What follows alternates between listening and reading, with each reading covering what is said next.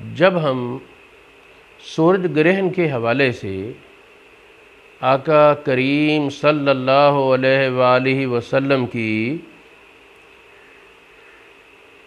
अहादीस का मुताला करते हैं तो ये बात वाज़ेह तौर पर नज़र आती है कि कुछ ऐसी बातें हमारे मुआशरे में फैल चुकी हैं जिनका असल कुरान और सुन्नत में नहीं।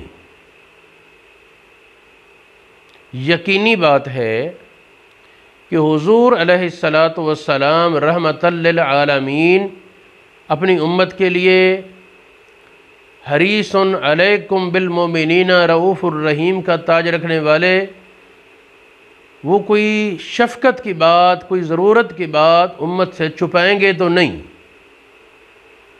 अब हमारे लोगों ने बहुत से मफरूज़े कायम करके कभी कहते हैं जी हमल की हालत में औरत ना बैठे, कभी कहते हैं जानवर को ना बैठने दो, बच्चे को ये हो जाएगा वो हो जाएगा। अगर वाक़ई में कुछ ऐसा होता, अगर वाक़ई में कुछ ऐसा मुमकिन होता तो नबी करीम अलैहिस्सलातु वस्सलाम जो पूरी मखलूक में सबसे ज़्यादा इल्म वाले हैं, सबसे ज़्यादा फ़िरासत वाले हैं, सबसे ज़्यादा दानाई वाले हैं, सबसे ज़्यादा शफ़क़त वाले हैं, वो अपनी उम्मत को फिर क्यों नहीं बताया आपने? लिहाजा मैं तो ये समझता हूँ कि ये बातें मफरूज़ों और किस्से कहानी से ज़्यादा कुछ हकीकत नहीं, क्योंकि हुज़ूर अलैहिस्सलातु वस्सलाम की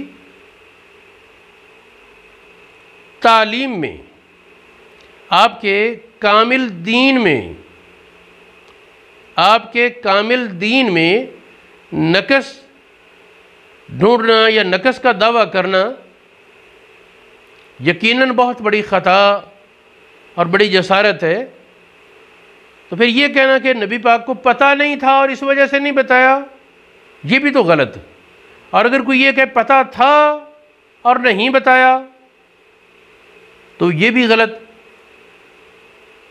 तो इसलिए ये तो नहीं कि उस वक़्त सूरज लगा नहीं, ग्रहण हुआ नहीं, बाद में शुरू हुआ ये सिलसिला। तो इसलिए तहकीक ये है कि इस किस्म की बातों का कुछ असल नहीं। अगर कहीं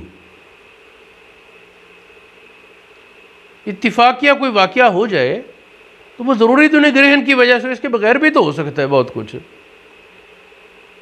एक बात तो ये मेरी आज कहने की थी। दूसरी ये बात कि सूरज ग्रहण की नमाज में रुकू कितने हैं? हर रकत में कितने रुकू हैं, ये एक सवाल है।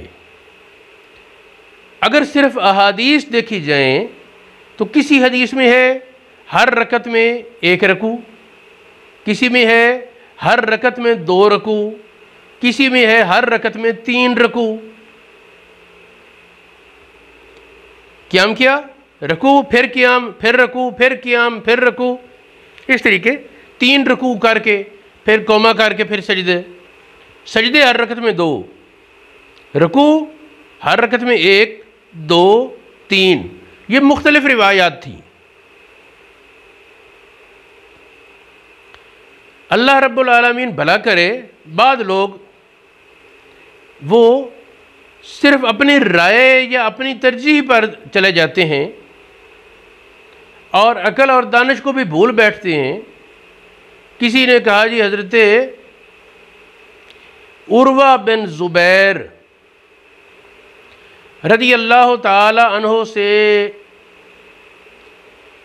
रिवायत है कि हर रकत में 2 रुकू।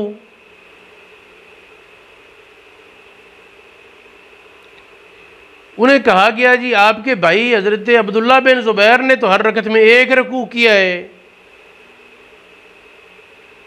वो कहने लगे जी उनसे गलती हो गई है, सुन्नत छोड़ बैठे। अब सोचने की बात है कि सिर्फ कहना ही ज़रूरी नहीं कि जो आपकी मर्ज़ी की बात कह दे उसको आप उठा लें और जो आपकी मर्ज़ी के ख़िलाफ़ है उसको छोड़ दें। इख्तिलाफ़ में देखा जाता है तोल।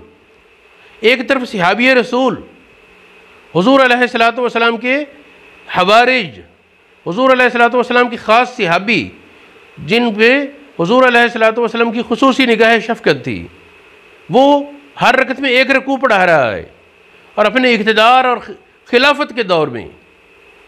दूसरी तरफ एक नौजवान है जो उनका भाई ज़रूर है लेकिन ताबई है, सहाबी नहीं,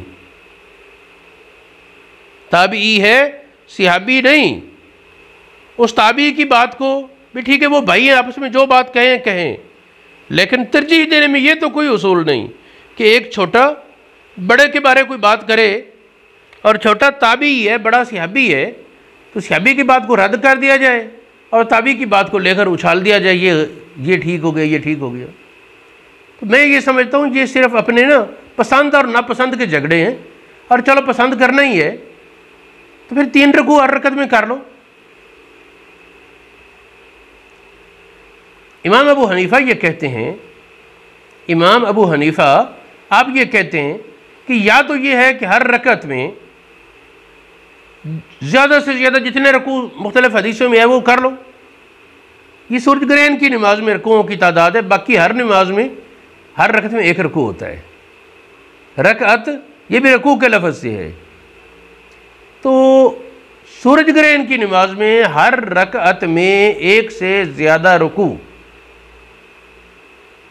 अगर तो इस पर होती एक हदीस जिसमें इख्तिलाफ ना होता 2 रकू हर रकत में, या ये होता 3 रकू हर रकत में, मान लेते ठीक है।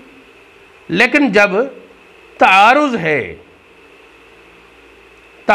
है और बुखारी मुस्लिम की अहादीस में भी कहीं 2 रकू और कहीं 3 रकू का जिक्र है एक रकत में, कहीं 2 रकू और कहीं 3 रकू का जिक्र है हर रकत में, तो फिर मानना पड़ेगा कि असल की तरफ रुजू करें जो खिलाफ क़ियास है, क्योंकि वो इज़ा तारज़ा तसाक़ता, वो आपस में तारुज़ की वजह से वो रिवायात पीछे चली गई। हज़रत उम्मुल मोमिनीन आयशा सिद्दीक़ा रज़ी अल्लाह ताला अन्हा से और फिर हज़रत आयशा सिद्दीक़ा से तो मरफ़ूअन साबित है, आप कहती हैं 2 रकत जिस तरह सुबह की नमाज होती है इस तरह कि हर रकत में 1 रकू और 2 सजदे, क़ियाम लंबा था, रकू लंबा, सुजूद लंबा, तो इस तरीके से नमाज पढ़ाई। अब उम्मुल मोमिनीन से ही वो भी रिवायत है, वो भी है, तो ज़ाहिर बात है कहीं रावियों का रोल है। इस सूरज ग्रहण तो इतने हुए ही नहीं नबी पाक की हयात में, सूरज ग्रहण इतने नहीं हुए।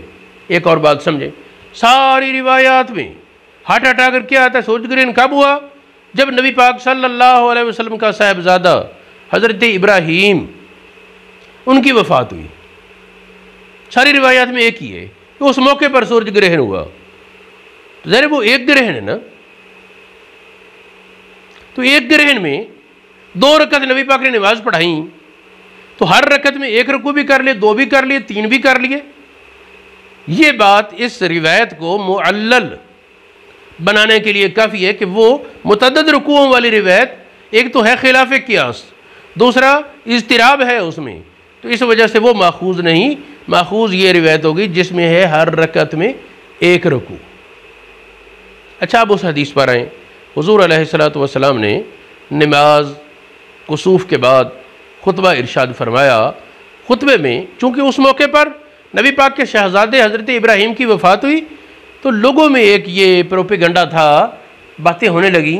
दौर जाहिलियत में ये कहा जाता था कि सूरज और चाँद का ग्रहण होता है किसी बड़े आदमी की वफ़ात की वजह से। हमारे यहाँ भी ये मफरूज़ा मौजूद है लोगों के जहनों में।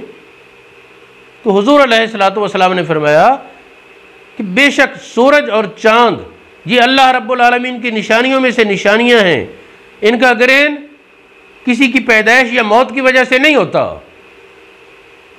किसी की पैदाइश या मौत की वजह से सूरज और चाँद का ग्रहण नहीं होता।